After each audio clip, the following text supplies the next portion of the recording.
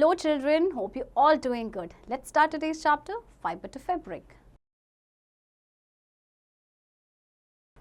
Introduction.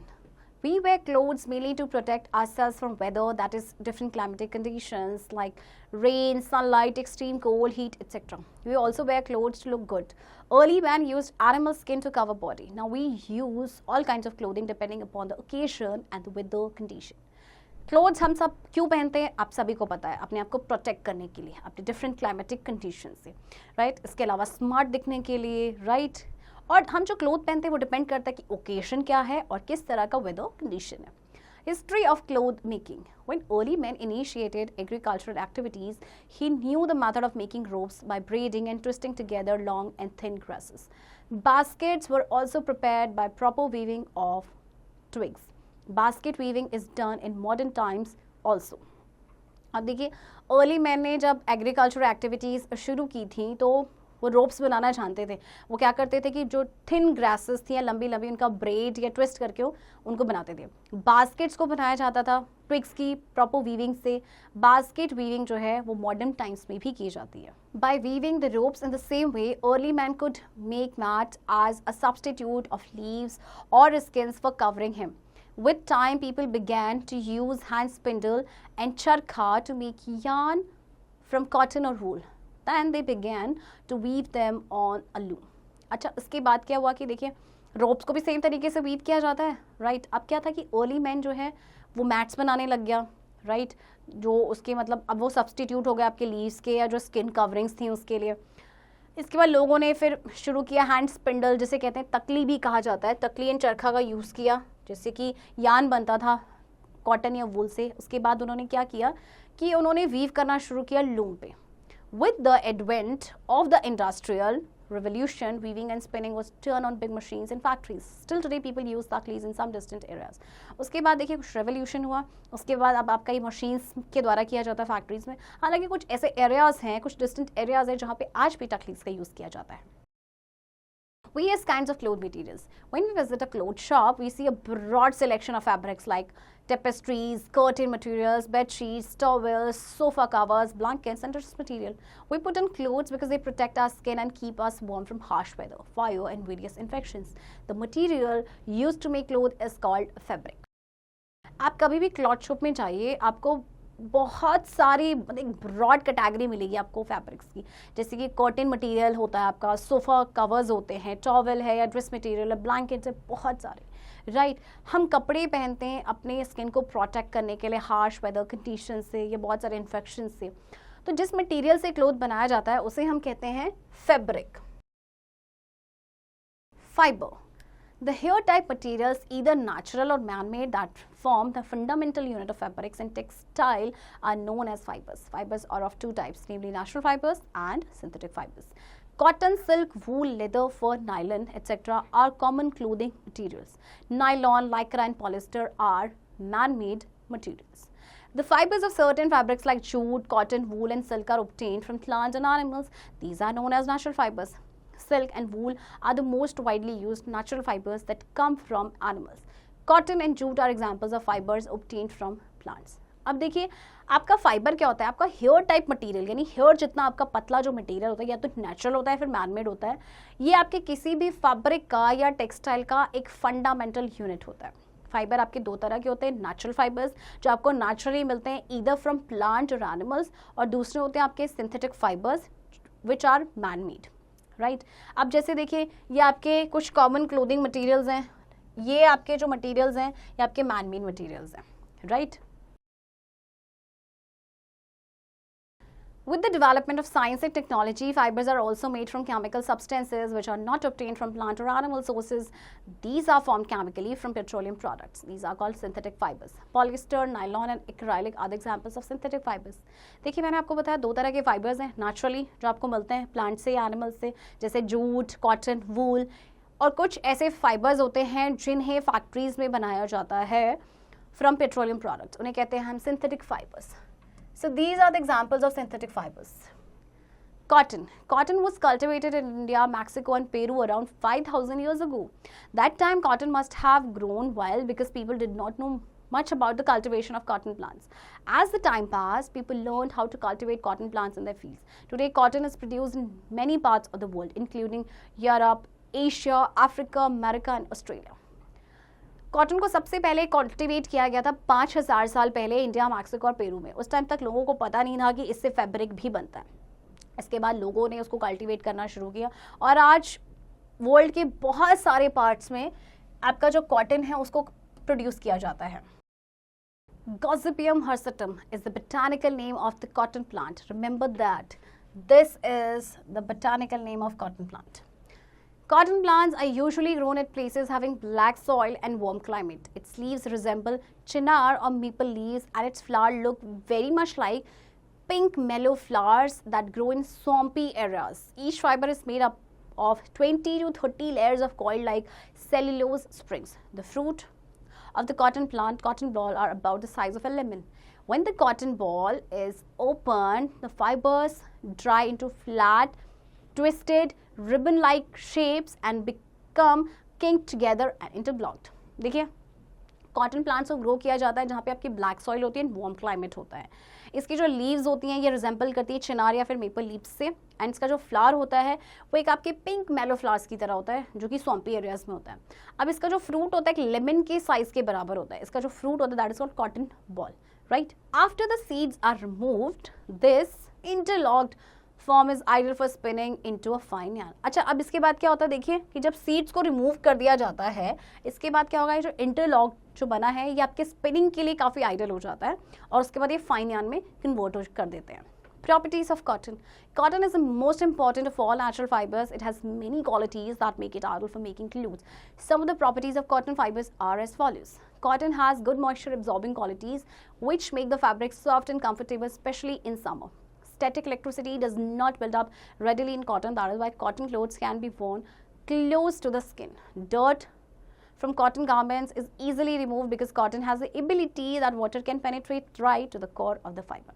अब cotton जो है आपका काफ़ी इंपॉर्टेंट नेचुरल फाइबर है. इसकी बहुत सारी क्वालिटीज़ हैं. सबसे पहले तो ये एक अच्छा आपका गुड मॉइस्चर एब्जॉर्बिंग क्वालिटी होती है, राइट. स्पेशली समर्स में इसका यूज़ क्यों किया जाता है, क्योंकि स्वेटिंग होती है और इसे एब्जॉर्ब कर लेता है.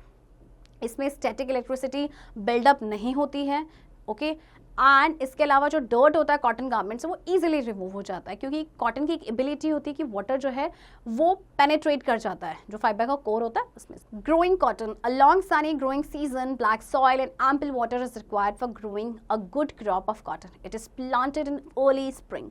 Cotton plants generally grow to a height of 3 to 6 feet. Seedling appears about 5 days after sowing the seeds. The first flower buds appear after 5 to 6 weeks. Each flower falls after 3 days, leaving behind a small seed pod known as the ball, which contains seeds and fibers. The ball matures and after flowering it splits open.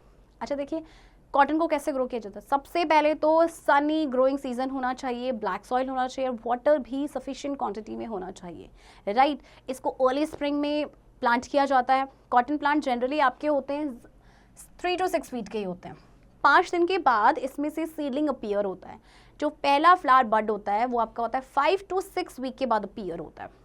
इसके बाद क्या होता है कि हर flower जो है इसके बाद हर तीसरे दिन में क्या होता है कि गिरना शुरू हो जाता है, जिसके बाद एक स्मॉल सीड पॉट जिसको बोला जाता है बॉल वो रह जाता है जिसमें आपकी सीड्स और फाइबर्स होती हैं. फिर बॉल मैच्योर होता है एंड फ्लावरिंग के बाद ये स्प्लिट हो जाता है.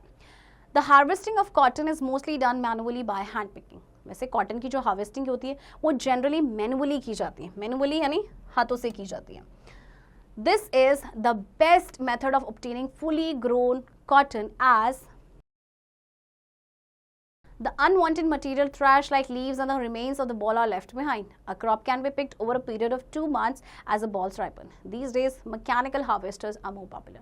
तो देखिए जब हैंड पिकिंग करते हैं तो ये बहुत अच्छा मेथड होता है कि जो भी अनवांटेड मटेरियल होता है जैसे कि ट्रैश है, लीव्स हैं, वो आपके रह जाते हैं वहाँ पे, ठीक है. तो क्रॉप को पिक किया जाता है over a period of 2 months जैसे कि बॉल्स राइप होना शुरू हो जाती हैं. और वैसे आजकल मैकेनिकल हार्वेस्टर्स का यूज़ किया जाता है, बहुत पॉपुलर है.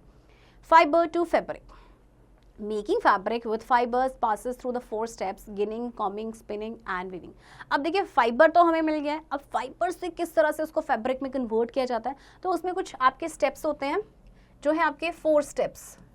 सबसे पहले ginning, after the harvested cotton has been dried and much of the thresh is removed, the fibres are separated from their seeds by a process called ginning. A machine used in this process is known as the cotton gin. अब देखिए, ginning आपका वो process है जिसमें fibre को separate किया जाता है उसके सीड से।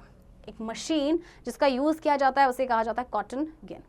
Cotton first goes through dryers to reduce the moisture content and then through cleaning equipment to remove the seeds. The removal of seeds and dirt from the fibers help in processing and improves the quality of the fiber to make clothes. The cotton is then air conveyed to the gin stand where revolving circular saws pull the lint through closely spaced ribs that prevent the seed from passing through. Air blast or rotating brushes are used to remove the lint. The lint is then compressed into bales weighing approximately 200 kilogram each. अब देखिए, सबसे पहले cotton को क्या किया जाता है, dryers के थ्रू जाता है जिससे कि जितना भी जो मॉइस्चर कंटेंट है वो रिड्यूस हो सके। इसके बाद फिर क्लीनिंग इक्विपमेंट में जाता है जिससे कि जो सीड्स है वो आपका रिमूव हो जाता है। अब रिमूवल होता है सीड्स का एंड डर्ट का। इससे क्या होता है कि आपका ये हेल्प होता है प्रोसेसिंग में, इससे जो फाइबर का क्वालिटी है वो इम्प्रूव हो जाता है। फिर कॉटन को क्या किया जाता है, देन एयर कन्वेन किया जाता है गिन स्टैंड्स में जहाँ पे रिवॉल्विंग सर्कुलर सॉज जो होते हैं वो लिंट को पुल करते हैं, राइट। इसके बाद आपका क्या होता है कि जो एयर ब्लास्ट या जो रोटेटिंग ब्रश होते हैं उनकी हेल्प से लिंट को रिमूव किया जाता है। अब लिंट को कंप्रेस किया जाता है बेल्स में जिनका वेट होता है approximately 200 kilogram each. Combing and spinning. After ginning, the next step is combing and spinning. In combing, the contents of several bales are fed into machines that open and remove the remaining thresh. The loose, fluffy fibers are untangled and combed to form a long, soft rope called a silver. अब देखिए, ginning के बाद क्या होता है, next step आता है combing का और स्पिनिंग का। कॉम्बिंग में क्या होता है, जो कंटेंट होता है बहुत सारे बेल्स का वो फेड किया जाता है मशीन्स में एंड देन उसमें से जो रिमेनिंग थ्रेश है वो आपका रिमूव हो जाता है। फिर जो लूज फ्लफी फाइबर्स होते हैं आपके अनटैंगल्ड होते हैं एंड कॉम्ब किए जाते हैं जिससे कि एक लंबी सी सॉफ्ट ड्रॉप बने जिसे कहते हैं silver. Spinning involves the drawing out, twisting and winding of fibers into a continuous thread or yarn. The yarn is then wound on bobbins. These bobbins are then used to weave clothes. So weaving is a process of arranging sets of yarns together to make a fabric. अब spinning में आपका क्या होता है कि जो आपके fibres होते हैं उनको ड्रॉ आउट किया जाता है, ट्विस्ट किया जाता है, वाइंड किया जाता है, ठीक है, एक कंटिन्यूअस थ्रेड या यार्न में। फिर ये जो यार्न है उसको फिर बॉबिन्स में वोंड किया जाता है। ये बॉबिन्स को फिर यूज़ किया जाता है क्लोथ्स को वीव करने के लिए। सो वीविंग जो है आपका प्रोसेस है जिसमें यार्न्स के सेट्स को अरेंज किया जाता है साथ में जिससे कि फैब्रिक बनता है। Similarly, 2 sets of yarn are woven to make a fabric. The yarns are much thinner than our paper strips. Looms are used to weave fabric. These looms are either hand operated or power operated. तो देखिए, आपके जो 2 sets होते हैं yarn के उनको weave किया जाता है फैब्रिक बनाने के लिए। फिर आपके जो यार्न्स होते हैं ये आपके पेपर स्ट्रिप से भी ना बहुत पतले होते हैं। लूम्स को फिर यूज़ किया जाता है फैब्रिक को वीव करने के लिए। अब आपके जो लूम्स होते हैं या तो हैंड ऑपरेटेड होते हैं या फिर पावर ऑपरेटेड होते हैं। Knitting. In the process of knitting, the woolen yarn is crafted into a fabric, but this time it is a woolen fabric. A single yarn gets pulled out continuously as the fabric gets unraveled. Knitted fabrics are used to make socks and many other clothing items. Knitting is done by hand and also on machines. अब knitting का process आपने घर में अपनी मम्मियों को भी देखा होगा सिलाई करते हुए या किसी elderly woman को देखा होगा। इसमें क्या होता है कि जो वुलन यार्न होता है उससे फैब्रिक बनाया जाता है, बट इस टाइम पे आपका वुलन फैब्रिक होता है।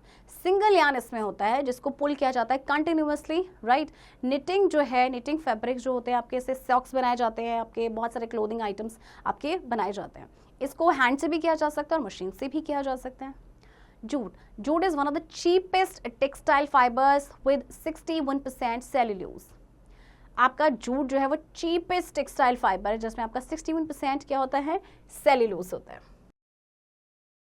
It is a long soft shiny plant fibre that can be spun into coarse strong threads. It is produced from stems of the plants of the genus Corchorus. अब ये इसको क्या किया जाता है, स्पन किया जाता है स्ट्रॉन्ग थ्रेड्स में एंड ये आपका प्रोड्यूस होता है, एक प्लांट होता है उसके स्टेम से जिसे कहा जाता है Corcorus.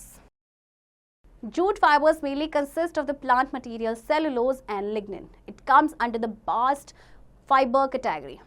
Fiber collected from bast or skin of the plant.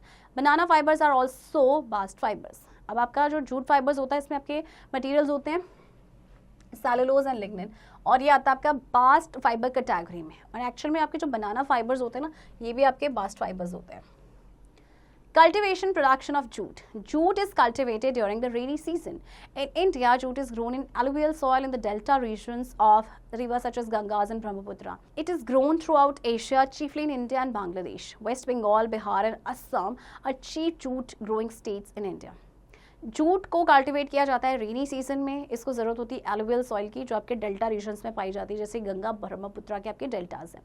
ये आपके एशिया में बहुत ज़्यादा ग्रो किया जाता है, एंड स्पेशली आपका इंडिया एंड बांग्लादेश में।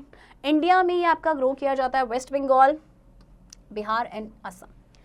Stages of production of jute. The seeds of jute are first scattered on the cultivated soil. The plants are about 15 to 20 centimeter tall. For about 3 to 4 months, it bears yellow flowers. During this very flowering stage, the plants are generally harvested. The fibers become very hard and unfit for use after the flowering stage. अच्छा देखिए, जो seeds होते हैं ना jute के, ये पहले आपके क्या होते हैं, स्कैटर किया जाते हैं कल्टिवेटेड सॉइल पे। प्लांट्स जो है आपका 15 से लेके 20 सेंटीमीटर टॉल होता है। फिर 3 से 4 महीने में इसमें से येलो फ्लावर्स आना शुरू हो जाते हैं, और जो इनकी बिल्कुल जो पहली स्टेज होती है फ्लावरिंग स्टेज, इसमें प्लांट्स को जनरली हार्वेस्ट कर दिया जाता है। तो जो फाइबर है वो काफ़ी हार्ड हो जाता है और अनफिट हो जाता है यूज़ के लिए after flowering stage. The stems are cut off close to the ground and are left to dry for some time. Then the stems of stalks are tied into bundles and soaked in water for about 20 days. This process is known as retting. It softens the tissues and allows the fibers to be separated. The fibers are then stripped in long strands. They are washed in clear running water. अब देखिए stems को cut कर दिया जाता है, right. इसके बाद जो स्टेम्स हैं या स्टॉक्स हैं उनको टाई किया जाता है बंडल्स में, देन पानी में उनको सोक किया जाता है for about 20 days. So this process is known as retting. इससे क्या होता है, जब ये पानी में सोक्ड रहते हैं तो आपका जो फाइबर है, जो टिश्यू है वो सॉफन हो जाता है और जो फाइबर्स है फिर वो सेपरेट हो जाता है. फिर फाइबर को स्ट्रिप किया जाता है लॉन्ग स्ट्रैंड्स में और उसको वॉश किया जाता है क्लियर रनिंग वाटर में. Then they are dried. Now after 2 to 3 days of drying, the fibers are tied into bundles. उसके बाद इसको ड्राई किया जाता है. फिर जब 2 से 3 के बाद क्या होता है कि फाइबर्स को टाई किया जाता है बंडल्स में. The grading or retting of jute depends upon its color, strength and length of the fiber. The fibers are of white to brown in color and 1 to 4 meter long. Jute is eventually pressed into bales. इसके बाद जो इसकी जो grading या retting होती है jute की, वो डिपेंड करता है एक्चुअली इसकी कलर पे, उसके स्ट्रेंथ पे, लेंथ क्या है फाइबर का. फाइबर जो है आपके वाइट टू ब्राउन होता है एंड कलर में, एंड लगभग आपके इतने होते हैं 1 से लेके 4 मीटर लॉन्ग. इसके बाद इसको पास किया जाता है बेल्स में. Advantages and disadvantages of jute. Jute has some advantages and disadvantages which are as follows. Advantages. Jute emits neither toxic gases nor harmful chemicals, so it is environmental friendly. It is biodegradable. Jute packing does not break and hooks can be used without any damage. Materials made of jute can be recycled again. Jute does not cause problem in the waste management cycle. सबसे बड़ी बात जो है, jute आपका environment friendly है, ये biodegradable है. Jute packing जो है वो ब्रेक नहीं होती है, राइट. और आपके जो मटेरियल, जूट के मटेरियल्स जो होते हैं, यानी जूट से जो मटेरियल्स बने होते हैं उनको रिसाइकिल किया जा सकता है दोबारा. एंड सबसे बड़ी बात, वेस्ट मैनेजमेंट साइकिल में जूट कोई भी प्रॉब्लम क्रिएट नहीं करता है. Did you know jute carpet backing cloth JCBC is less flammable, produces less smoke and generates fewer toxic gases than backings made from synthetic polymers. देखिए आपका जो jute carpet baking cloth है ये आपका less flammable है, इसमें से कम smoke ये प्रोड्यूस करता है एंड बहुत कम टॉक्सिक्स जो गैसेस होती हैं उसे जनरेट करता है comparatively synthetic polymers. Disadvantages. When exposed to water, jute also deteriorated quickly. The tensile strength of jute fibers can be reduced by moist conditions. The luster can also be reduced by acidic contact. अब देखिए jute के disadvantages क्या है कि अगर जैसे water में इसका एक्सपोजर ज़्यादा हो गया तो ये डिटीरियोरेट हो जाता है, राइट, क्विकली. एंड जो टेंसाइल स्ट्रेंथ है जूट फाइबर की वो रिड्यूस हो जाती है मॉइस्ट कंडीशंस में. एंड इसका लश्चर भी रिड्यूस हो जाता है by acidic contact. Uses of jute fiber. There are many uses of jute fiber. Some of them are as follows. Jute fibers can be used to make paper. Jute is also used in sacking, carpets and wrapping fabrics. Jute को paper बनाने के लिए use किया जाता है, sacking में use किया जाता है, कारपेट्स और रैपिंग फैब्रिक्स में भी. Jute fibers are used with other types of fibers to make twin and rope. jute buds, the coarse ends of the plants are useful in making expensive clothes. Jute fibres जो हैं आपके दूसरे type of fibres के साथ use किए जाते हैं twin on रोप बनाने के लिए. इसके अलावा जो जूट बड्स होते हैं ये होते हैं कोर्स एंड होते हैं इस प्लांट्स के, ये इतने यूजफुल होते हैं, इससे बनते हैं आपके expensive clothes. Points to remember. Clothes protect us from extreme heat and cold. There are two types of fibers, natural and synthetic. Fibers like cotton and jute are obtained from plants. Cotton is the most important of all natural fibers. Jute is obtained from the bark of the jute plant. Cotton clothing is soft and comfortable to wear.